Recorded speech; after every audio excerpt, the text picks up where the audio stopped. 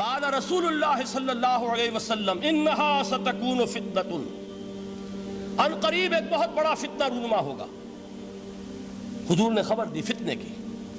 حضرت علی فرماتے اس پر میں نے عرض کیا، قلتو، میں نے عرض کیا مل مخرج منہا یا رسول اللہ، اے اللہ کے رسول اس سے نکلنے کا راستہ کون سا ہوگا؟ دیکھیے یہ لکھا ہوا ایگزٹ، نکلنے کا راستہ، اور عام طور پر آپ نے دیکھا ہوگا بڑے ہالز میں یہ سرخ روشنی ہوتی ہے، اس میں اس کا اہتمام کیا جاتا ہے کہ اگر خدا نہ خواستہ کوئی حادثہ ہو جائے لوگوں کو معلوم ہو نکلنے کا راستہ کون سا، یہ مخرج ہے۔ حضور نے خبر دی کہ فتنہ ہوگا۔ تو دیکھیے میں ایک بات عرض کیا کرتا ہوں، ذرا توجہ کیجئے، ہمارا حال کیا ہے؟ ہم بڑے ریشنلسٹ قسم کے لوگ ہیں، یہ زمانہ ریشنلزم کا ہے۔ اگر ہم ہوتے تو کیا پوچھتے؟ وہ فتنہ کیا ہوگا، کیوں ہوگا، کہاں سے آئے گا؟ ہمارے سوال یہ ہوتے ہیں، کب آئے گا، کیوں، کہاں، کب، کیسے؟ ان سب کی حیثیت علمی سوالات کی ہے۔ بھائی کب آئے گا ایک علم ہے، کیسے آئے گا علم ہے، کہاں سے آئے گا علم ہے، لیکن اصل جو عملی اعتبار سے اہمیت والی شے ہے، بچاؤ کا راستہ کون سا ہوگا محمد الرسول اللہ، یہ بتائیے ہم۔ مل مخرج منہا یا رسول اللہ، حضرت علی نے یہ نہیں پوچھا فتنہ کیا ہوگا، کہاں سے آئے گا حضور، کیوں آ جائے گا، کب آ جائے گا، نہیں، مل مخرج منہا یا رسول اللہ، اے اللہ کے رسول یہ بتائیے کہ جب وہ فتنہ رونما ہوگا تو نکلنے کا راستہ کون سا ہوگا؟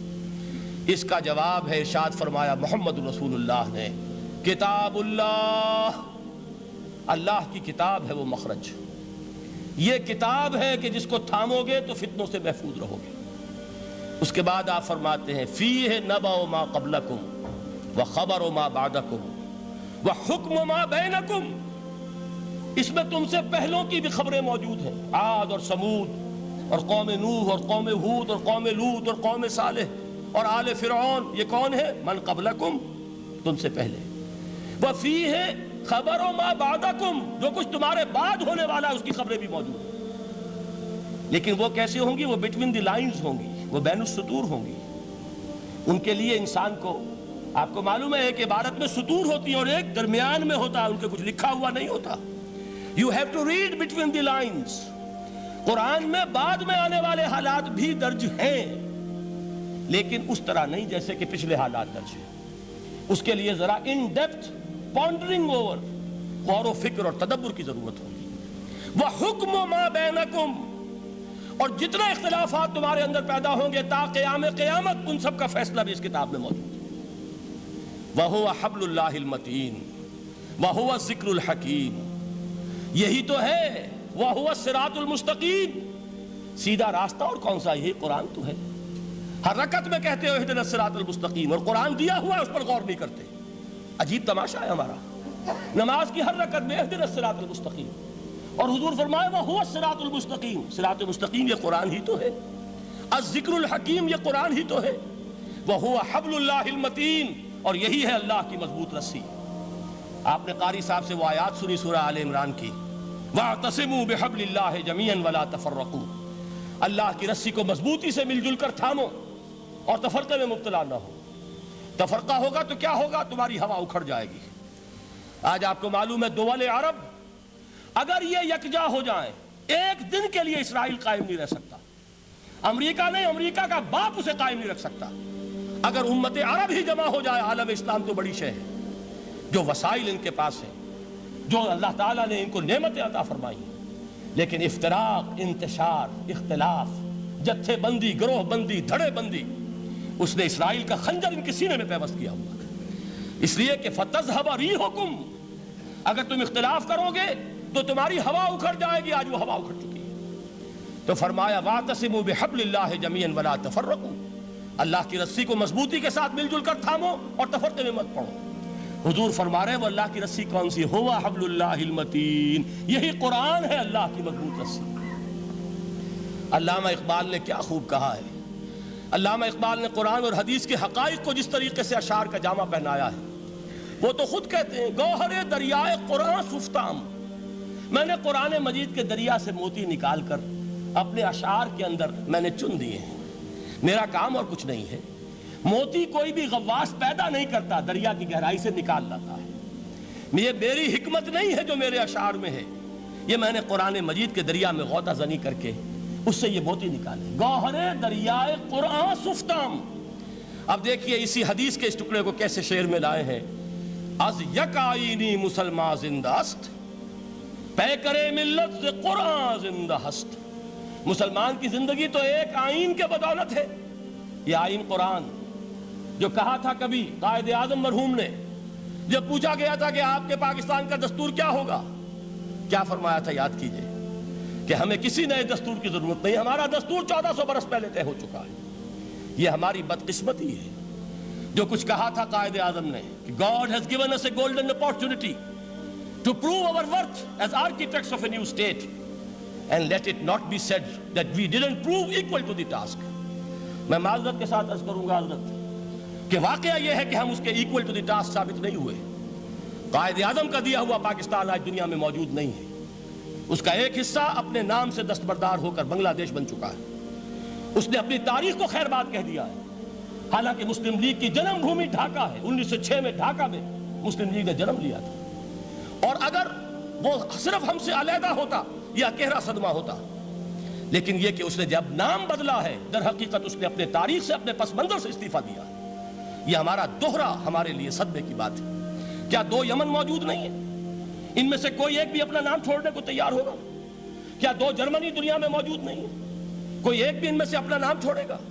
کیا 2 کوریا نہیں ہیں؟ 2 ویتنام نہیں ہیں؟ تو کیا 2 پاکستان نہیں ہو سکتے تھے؟ ہو سکتے تھے۔ میں یہ کہا کرتا ہوں کہ یہ گہرا صدمہ ہے علیحدگی، اور دوہرا صدمہ ہے، اور اس سے کہیں زیادہ بڑا کہ انہوں نے اپنا نام بدل دیا، اپنی آئیڈینٹی چینج کر دی، انہوں نے وہ نام اپنے ماتھے سے اتار کر خلیج بنگال کے اندر دبو دیا۔ یہ بہت بڑی سزا ہے جو ہمیں ملی ہے۔ کیوں ملی ہے؟ کہ ہم نے 25 برس تک اس جس کو کہا تھا کہ وہ ہمارا آئین ہے، اس کو آئین نہیں بنایا۔ ہم نے دنیا کے سامنے جھولیاں پساری، ہم نے طرح طرح کے نظاموں کو آزمایا، لیکن اس قرآن کی طرف پیش قدمی نہیں کی۔ اللہ تعالیٰ ڈھیل دیتا ہے لیکن سزا بھی بہت سخت ہوتی ہے۔ ان بطش ربک لشدید، وہ ہم پر کوڑا برسا ہے۔ تاریخ انسانی کی عظیم ترین شکستوں میں سے ایک شکست ہے کہ جو ہمارے ماتھے پر کلنک کے ٹیکے کی طرح موجود ہے۔ اللہ کرے کہ آئندہ یہ تاریخ اپنے آپ کو نہ دہرائے۔ لیکن میں عرض کر دیتا ہوں آپ سے، جو ہمارے لچھن ہیں، جو ہمارا طرز عمل ہے، جو ہمارے لیل و نہار ہیں، جو ہمارا انداز ہے، اللہ کے دین کا استہزاء اور تمسخر، جس طرح اللہ کے ساتھ مذاق ہم کر رہے ہیں، اس کا شاید اس سے بھی کہیں زیادہ برا نتیجہ نکلے۔ اللہ مجھے اور آپ کو اور ارض مقدس پاکستان کو اس انجام سے بچائے۔ لیکن اس کے لیے کام کرنا ہوگا، صرف کہنے سے بات نہیں بنے گی، کمر کسنی ہوگی، ہمت جو ہے پھر انسان کو اثر نو، ایک نئی تعمیر، ایک عزم، ایک ہاتھ میں قرآن اور ایک میں تلوار لے کر یہ امت پھر دوبارہ میدان میں آئے۔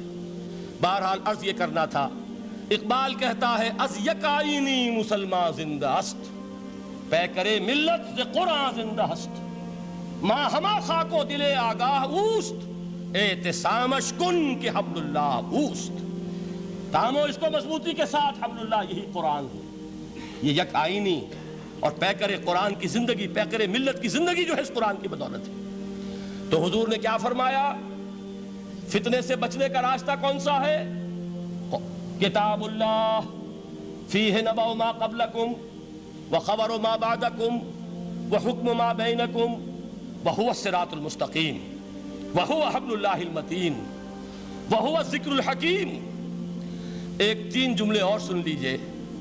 هو الذی لا یشبع منہ العلماء ولا یخلق عن کثرت الرد۔ یہ قرآن وہ شے ہے جس سے اہل علم کبھی سیر نہ ہو سکیں گے۔ ولا تنقضی عجائبہ، اس کے عجائب کبھی ختم نہیں ہوں گے۔ یہ ہیروں کی وہ کان نہیں ہے کہ جو کبھی خالی ہو جائے کہ سارے ہیرے نکل چکے اب مزید ہیرے نہیں ہیں، نہیں، علم اور حکمت کے ہیرے اور ہدایت اور حکمت کے موتی اس میں سے ابد الآباد تک نکلتے رہیں گے۔ ضرورت صرف کھودنے کی ہے۔ میں نے وہ لفظ استعمال کیا تھا، آج کا قرآن کھودنا ہوگا، آج کی ہدایت اس قرآن سے نکالنی ہوگی۔ قرآن جب نازل ہوا آن دی سرفیس، بالکل ظاہر وہ تھی اس کی ہدایت جو اس دور کے لیے ضروری تھی۔ ہمیشہ کی ہدایت اس کے اندر رکھ دی گئی ہے، اس میں مضمر ہے، اس میں چھپی ہوئی ہے، اس کے لیے تدبر کی ضرورت ہے۔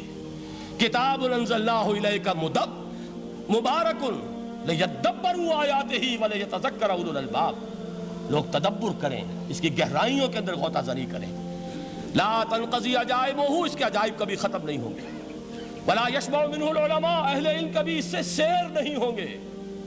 آپ کو سخت بھوک لگی ہوتی ہے اور کھانا کھانے کے تھوڑی دیر کے بعد اب آپ کا ہاتھ رک جاتا ہے، سیر ہو گئے، بہترین کھانا ہے لیکن نہیں کھا سکتے۔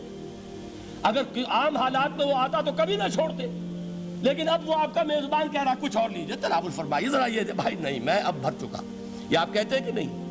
حضور فرمایا یہ قرآن وہ شے نہیں ہے جس سے اہل علم کبھی سیر ہو سکے، ان کی پیاس بڑھتی چلی جائے گی، ان کے اندر quest of knowledge, search for wisdom بڑھتی چلی جائے گی۔ کبھی بھی انسان یہ محسوس نہیں کرے گا کہ مجھے جو لینا تھا میں لے چکا، بلکہ یہ کہ جیسے جیسے قدم آگے بڑھیں گے تہذیب کے، تمدن کے، علم کے، اتنے ہی قرآن جو ہے وہ آگے بڑھتا چلا جائے گا ہر دور کی رہنمائی کے لیے۔ لا تنقضی عجائبہ ولا یخلق عن کثرت الرد، بار بار کے پڑھنے سے اس پر بوسیدگی طاری نہیں ہوگی۔ دنیا کی اور کتابیں ہیں، ایک دفعہ پڑھ لیں گے، 2 دفعہ پڑھ لیں گے، 3 دفعہ پڑھ لیں گے، 4 دفعہ پڑھ لیں گے، پھر جی نہیں چاہے گا۔ لیکن یہ کتاب وہ ہے، امام شافعی کا میں واقعہ آپ کو سناتا ہوں۔ وہ یہ کہتے ہیں کہ ایک مرتبہ میرے ذہن میں یہ سوال آ گیا کہ اجماع کے لیے بھی قرآن مجید میں کوئی سند ہے، دلیل ہے؟ سب مانتے ہیں کہ اجماع جو ہے سورس ہے قرآن کے، اسلامی قانون کی، جس پر کہ امت کا اجماع ہو جائے۔ تو کہتے ہیں میں نے 300 مرتبہ قرآن پڑھا اول سے آخر تک، صرف اس دلیل کی تلاش میں۔ 300 مرتبہ مجھے نہیں ملی، 301ویں مرتبہ جب پڑھ رہا تھا مجھے روشنی مل گئی۔ وہ یبتغی غیر سبیل المومنین کے جو الفاظ آئے ہیں، نولہ ما تولی ونصلہ جہنم، جو کوئی شخص مسلمانوں کے راستے کو چھوڑ کر کوئی اور راستہ اختیار کرے گا ہم اسے اسی کے حوالے کر دیں گے اور جہنم میں پہنچا دیں گے۔ معلوم ہوا مسلمانوں کا جس پر اجماع ہو جائے اس کو بھی ایک سند حاصل ہے، یہ مسلمانوں کا مجمع علیہ ایک راستہ ہے، اس کو بھی ایک سند اور دلیل کی حیثیت حاصل ہے۔